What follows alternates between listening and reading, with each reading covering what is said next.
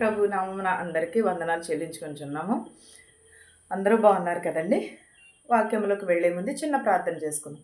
స్తుతులపైన ఆశ్రయుడమైన దేవానికి వందనములు, నీకు స్తోత్రాలు నాయన. కృపగల దేవానికి లెక్కలేని స్తోత్రాలు చెల్లించుకునిచున్నాము ప్రభా. ప్రగలంతయు మమ్మల్ని కాచి కాపాడి ప్రభా నాయన ప్రభు ఉదయకాల సమయంలో మమ్మల్ని నిలవబెట్టినందుకు నీకు లెక్కలేని స్తోత్రాలు చెల్లించుకుంటున్నాం ప్రభా. వాక్యము మాట్లాడుచుండగా ప్రభా మీరుండి నడిపించమని అడుగుచున్నాం ప్రభా. నా చేత ఏ వాక్యం అయితే ప్రభా విత్తుచున్నారో అది విత్తుటకు సహాయం చేయమని అడుగుచున్నాం ప్రభా. వాక్యము విని ప్రతి ఒక్కరూ మారు మనసు పొందుటకు సహాయం చేయమని నా ప్రార్థనను నీ పాసని చేర్చుకోమని అడుగుచున్నాను తండ్రి. ఆమేన్. యోబు 4:3 చూద్దామండి ఒకసారి. అనేకులకు నీవు బుద్ధి నేర్పిన వాడవు, బలహీనమైన చేతులను బలపరిచినవాడు. ఎవరండి? యోబు. అనేకమైన నీవు బుద్ధి నేర్పినవాడు, బలహీనమైన చేతులను బలపరిచినవాడు.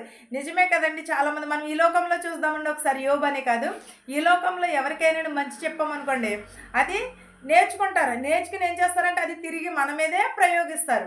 మనం ఎవరికైనా మంచి చేయాలనుకుంటున్నాం అనుకో, అది తిరిగి మనకి ఏం చేస్తున్నారంటే చెడు చేస్తున్నారు. ఎందుకంటే వాళ్ళ వల్ల నేను మేలు పొందాను కదా, నేను వాళ్ళని ఏమీ అనకూడదు అని అనుకునే స్వభావం లేదు. ఇప్పుడు ఈ రోజుల్లో ఏం చేస్తున్నారు? మేలు చేసిన వారికి కీడు చేస్తున్నారు, కానీ మేలైతే చేయట్లేదు. ఈ లోకము చాలా చెడ్డదైపోయినదండి. ఈ లోకము చాలా విధముగా ఉన్నది. ఎలా ఉంటున్నారంటే మనుషులు చాలా విపరీతమైన మనుషులుగా ఉంటున్నారు. కానీ మనం ఏం చేయాలంటే మేలు చేసిన వారికి మేలు చేయాలి, కీడు చేసిన వారికి కూడా మేలే చేయమని చెప్పుచున్నాడు. కానీ పెద్ద పెద్ద ప్రసంగికులేంటి, పెద్ద పెద్ద బోధకులేంటి, అవి చెప్పుచున్నారు కానీ ఆచరణలో పెట్టట్లేదు. అవి ఆచరణకి రానివ్వట్లేదు. ముందు మనం చెప్పినప్పుడు మనం ఆచరిస్తే అవి తిరిగి అవతల వాళ్ళు కూడా ఆచరిస్తారు. అంతేగాని మనము చెప్పేయడం కాదు, ముందు మనము ఆచరించాలి. ఆచరిస్తేనే మనం చెప్పిన దానికి కూడా న్యాయం ఉంటుంది, మనం చేసిన దానికి కూడా న్యాయం ఉంటుంది. ఒకవేళ మన బోధ ఎవరు వినలేదు అనుకుంటాం, కానీ మనలో లోపం ఉండటం బట్టే ఎవరు వినరు, ఎవరు కూడా పట్టించుకోరు. ఇదేమి బోధకురాలు బాబోయ్, ఇలా చెప్తుంది, అలా చేసింది, ఇలా చేసింది అని అంటూ ఉంటారు. కానీ వాళ్ళు అలా అన్నా సరే మనము పట్టించుకోకూడదు. మనకి చాలా ఏం చేస్తూ ఉండవు, చాలా శోధనలు వస్తాయి. వచ్చినప్పుడు అవి ఏం చేస్తాయంటే అవి మనల్ని విడిచిపోవాలంటే ప్రార్థన మాత్రమే చేయాలి. మనం ఎవరికైనా సరే అనేకులకు బుద్ధి నేర్పిన వాడు, బలహీనమైన చేతులను బలపరిచిన వాడు. మనం అనేక మందికి తప్పిది రైట్ ఇది అని మనం చెప్తాం, కానీ వాళ్ళని బలపరుస్తాము. కానీ మనకి ఏం చేస్తారు? తిరిగి వాళ్ళ కీడే చేస్తారు. నీ మాటలు త్రొట్టిల్లిన వాణిని ఆదుకుని ఉండెను, కృంగిపోయిన మోకాళ్ళ గలవాణిని నీవు బలపరిచితివి. ఎవరిది? యోబు మన మాటలు ఎలా ఉండాలి? యోబు గారే కాదు, మన మాటలు ఎలా ఉండాలంటే కృంగిన వారికి లేవనెత్తే విధముగా ఉండాలి. మనం బాధపడుచున్న వారికి మనము ఓదార్చే వారిగానే ఉండాలి మన మాటలు. అంతేగాని వాళ్ళని ఇంకా ఇంకా మనము హింస పెట్టడం కాదు. మనము ఒకవేళ మనకి ఒక శోధన వచ్చినప్పుడు ఏం చేయాలి? ఎవరికైనా శోధన వచ్చినప్పుడు వెళ్ళి మంచి ఓర్పుగా మాట్లాడి రావాలి. అంతేగాని మనం వెళ్ళి ఇంకా అంతకంతకి వారిని బాధ పెట్టి వస్తే ఏదో ఒక రోజున మనకు కూడా అది వస్తుంది. అది జరిగిన రోజున మనకి తెలుస్తుంది, కానీ ఎదుటివారి బాధ మనకి తెలియదు అని. అనేకులకు మనం బుద్ధి నేర్పినా తిరిగి ఏం చేస్తారంటే మనకి వాళ్ళ మాటల ద్వారా త్రొట్టిల్లిపోతారేమో. కృంగిపోయిన మోకాళ్ళని మనము బలపరచాలి. కృంగిపోయిన మోకాళ్ళని యోబు ఏం చేస్తాడు? చాలా బాధపడ్డాడు. చాలా తన భార్య కూడా ఓదార్చలేదు, తన బిడ్డలు కూడా ఓదార్చలేదు యోబుని. అయినా సరే దేవుని ఎడల పట్టు విడవకుండా ప్రార్థన చేశారు. యోబు అతని ప్రార్థనను కానీ, ఓర్పును కానీ, నిరీక్షణను కానీ కోల్పోలేదు. మనము కూడా అలాగే ఉండాలి. ఎన్ని శ్రమలు వచ్చినా, భార్య వదిలేసినా, భర్త వదిలేసినా, ఒకవేళ తల్లిదండ్రులు వదిలేసినా, అక్క చెల్లెలు వదిలేసినా, ఎవరు వదిలేసినాను కూడా దేవునికి మాత్రమే మనం లోబడి ఉండాలి. మనకి ఒకవేళ మనం అనుకుంటూ ఉంటాము, అయ్యో నేను ఇలా అయిపోయానే ఫలానోల వల్ల, అయ్యో నేను ఎంత బాధపడుచున్నాను, కానీ దేవుడు ఏదో ఒక రోజున లేచి నిలబెడతాడు కంపల్సరీ. అనేకమైన మనం ఏమో చేయాలంటే కృంగిపోకూడదు, మనము బలపరచాలి. కృంగిన వారిని మనము బలపరచాలి. అయితే ఇప్పుడు శ్రమ నీకు కలుగుగా నీవు దుఃఖాక్రాంతుడవైతివి, అది నీకు తగలకుండా నీవు కలవరపడుచున్నావు. అయితే నీవు ఇప్పుడు దుఃఖపడుచున్నావేమో. కానీ కలవరపడుచున్నావేమో, దుఃఖాక్రాంతుడై వచ్చినావేమో, అది నీకు తగలకుండా నీవు కలవరపడుచున్నావేమో.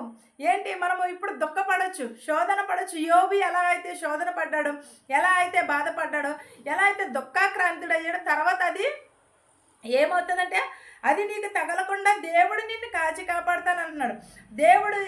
దేవుడిని ఏమని అడిగింది సాతాను? ఏమని అడిగింది? నువ్వు యోబు చుట్టూ కంచి వేసావు, నీ కంచి, అందుకనే యోబుకి ఏ శ్రమ కూడా రావకోకుండానే ఉన్నాడు అని అన్నాడు. కానీ కంచి తీసేసిన తర్వాత కూడా యోబు ఎలా ఉన్నాడు? దేవుని యందు నిరీక్షణ కలిగి ఉన్నాడు. ఒకవేళ దుఃఖాకాంతుడైనను కూడా అతనికి తగలకుండా దేవుడు కనపరిచాడు. నీ భక్తికి నీకు ధైర్యము పుట్టదా?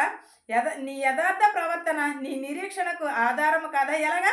మనము భక్తి కలిగి ఉంటే మనకి నిరీక్షణ రాదా? నీ భక్తికి నీకు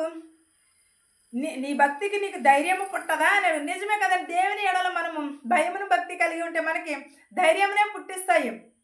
ఒకవేళ ఈ రోజున మనం కృంగిపోవచ్చేమో, ఈ రోజున మనకి గాయపడవచ్చునేమో, కానీ దేవుడు యందు మనము యథార్థ ప్రవర్తనను కలిగి ఉంటే మనకి ఏమొస్తుంది? మనకి ధైర్యము వస్తుంది. మన ప్రవర్తన ఏందో, నీ యథార్థ ప్రవర్తన ఏందో నిరీక్షణకు ఆధారము కాదు. మనం నిజంగా యథార్థముగా ఉంటే మనకి అదే నిరీక్షణ. యోబు వలె మనం నిరీక్షణ కలిగి ఉండాలి. ఎప్పుడు చూసినా ఈవిడ యోబు కోసమే చెప్తుందేమో అని అనుకుంటున్నారేమో, కానీ యోబుకున్నంత నిరీక్షణ కానీ, యోబుకున్నంత విశ్వాసం కానీ, సంరస్త్రీకి ఉన్నంత విశ్వాసం కానీ ఎవరికున్నది? ఈ రోజుల్లో ఎవరికైనా ఉన్నదా? వాళ్ళకే కానీ మనకు ఉండకూడదా? మనము కూడా యథార్థంగానే ఉండాలి కదా. మనం కూడా మన ప్రవర్తనను, మన నిరీక్షణను మనం ఏం చేసుకోవాలి? ఆధారము చేసుకోవాలి.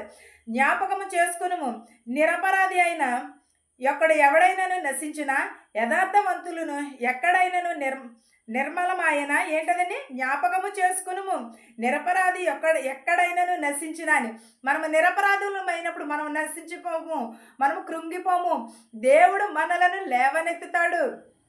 దేవుడు యోబుని లేవనెత్తినట్టే మనలను కూడా దేవుడు లేవనెత్తుతాడు.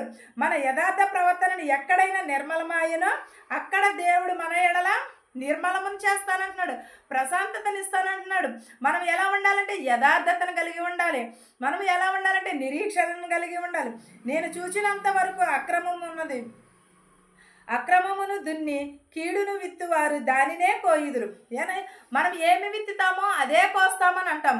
మనం కీడుని విత్తితే కీడునే కోస్తాము, మంచిని విత్తితే మంచిని.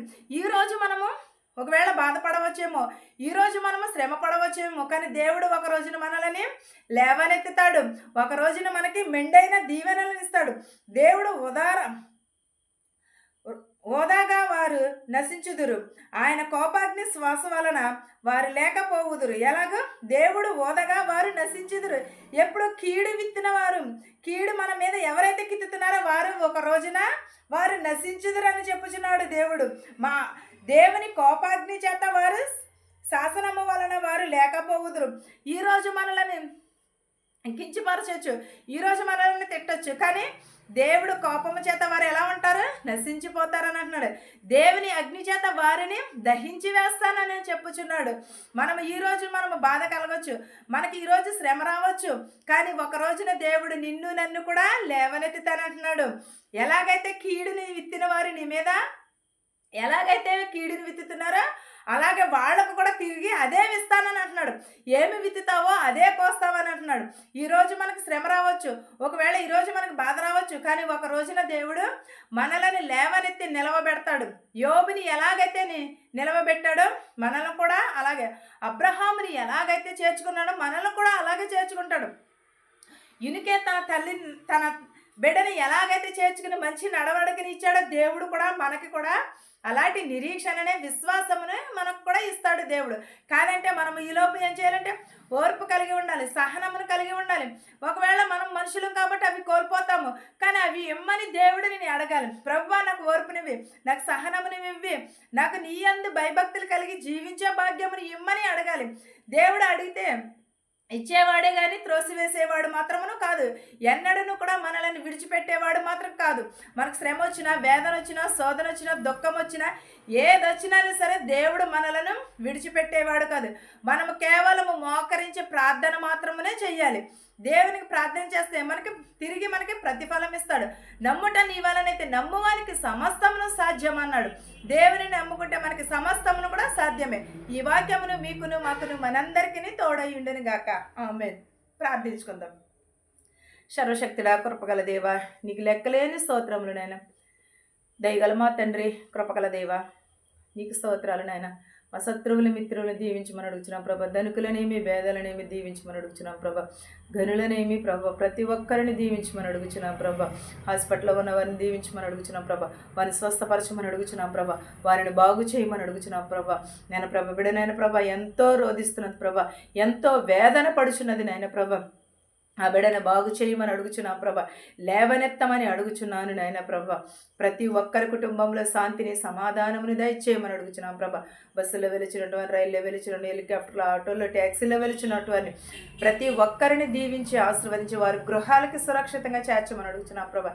నీ సేవ చేయుచున్న ప్రతి ఒక్కరిని ప్రభా దీవించమని అడుగుచున్నాం ప్రభా. నాయన ప్రభు, ఉద్యోగములు చేసుకుంటున్న వారికి వారి రాకపోకలేంది మీరు ఉండమని అడుగుచున్నాను నాయన ప్రభా. ఉద్యోగం లేని వారికి ఉద్యోగములు దయచేయమని అడుగుతున్నాం ప్రభా. పిల్లలు లేని వారికి పిల్లలు దయచేయమని అడుగుతున్నాం ప్రభా. వాహనముల కోసం ఎదురు చూస్తున్నారు ప్రభా, వారి వాహనములు దయచేయమని అడుగుతున్నాం ప్రభా. ఇల్లుల కోసం ఎదురు చూస్తున్నారు ప్రభా, వారికి ఇల్లులు దయచేయమని అడుగుతున్నాం ప్రభా. అడుగుట మావాలనైతే ప్రభా ఇచ్చువాడువు నీవే నాయన ప్రభా. మాకు సమస్తమును ప్రభా సహాయము చేయమని అడుగుచున్నాం ప్రభా. ఎవరికి ఏ అవసరతలు ఉన్నాయో మాకు తెలియదు, కానీ నీకు తెలిసినైనా ప్రభా. మెడికల్కి వెళ్ళిచుండగా మెడికల్లో పాస్ అయ్యేటకు సహాయం చేయమని అడుగుచున్నాం ప్రభా. ఇతర దేశాల నుంచి నేను ప్రభా వెళ్ళిచుండగా వచ్చిచుండగా వారి గృహాలకు సురక్షితంగా చేర్చమని అడుగుచున్నాం ప్రభా. ఎంబెస్సీలో పని లేక చాలామంది బాధపడుచున్నారు ప్రభా. వారందరికీ పని దయచేయమని అడుగుచున్నాను ప్రభా. నేను యాక్సిడెంట్ అయినారు ప్రభా, ఆ బిడ్డను కూడా ప్రభా స్వస్థపరచమని అడుగుచున్నాను ప్రభా. మాకు తెలిసిన వారేమి తెలియని వారేమి ప్రతి ఒక్కరిని ప్రభా దీవించి ఆశీర్వదించమని అడుగుచున్నాం ప్రభా. ఎక్కడైతే మీటింగ్స్ జరుగుతున్నావో ప్రభా, ఎక్కడైతే శుభకార్యాలు జరుగుతున్నావో వారన్నిటిని జయప్రదం చేయమని అడుగుచున్నాం ప్రభా. నాయన ప్రభా నీకు స్తోత్రములైనా, నీకు వందనాలు ప్రభా. ఇంకను ఎవరినైతే మర్చిపోయింటే వారందరినీ కూడా దీవించమని అడుగుచున్నాం ప్రభా. యవనస్తులని, యవనరాలని, బాలికలని, బాలింతలని దీవించమని అడుగుచున్నాం ప్రభా. గర్భిణీ స్త్రీలకు సులువైన కానుక దయచేయమని అడుగుచున్నాను నాయన ప్రభా. యవనస్తులు త్రొట్టిల్లో పోకుండా నీ పాదాల చెంత చేర్చుకోమని అడుగుచున్నాను నాయన ప్రభా. ప్రతి ఒక్కరి కుటుంబంలో శాంతిని సమాధానమును దయచేయమని అడుగుచున్నాను నాయన ప్రభా. ఇంకను ఎవరినైతే మర్చిపోయింటే వారిని కూడా దీవించమని అడుగుచున్నాం ప్రభా. మా దేశాలని, మా సంఘాలని దీవించమని అడుగుచున్నాం ప్రభా. ప్రతి ఒక్కరి కుటుంబంలో ప్రభా శాంతిని సమాధానమును దయచేయమని నా ప్రార్థనను నీ పాద సన్నిధికి చేర్చుకోమని నజరేయుడైన యేసు నామములో అడుగుచున్నాను తండ్రి. ఆమేన్. ఆమేన్. పరలోకమందున్న మా తండ్రి, నీ నామము పరిశుద్ధపరచబడును గాక, నీ రాజ్యం వచ్చును గాక, నీ చిత్తము పరలోకమందు భూవ్యందు నెరవేరినట్లును మానుదిన ఆహారము నేడు మాకు దయచేయము. మా రుణస్థులను మేము క్షమించిన ప్రకారము మా రుణములను క్షమించము. దుష్టి నుండి, శోధన నుండి తప్పించుము. రాజ్యమును, శక్తియు, మహిమయు నిరంతరము నీవై ఉన్నావు మా తండ్రి. ఆమేన్. ఆమేన్. అందరికీ వందనాలండి.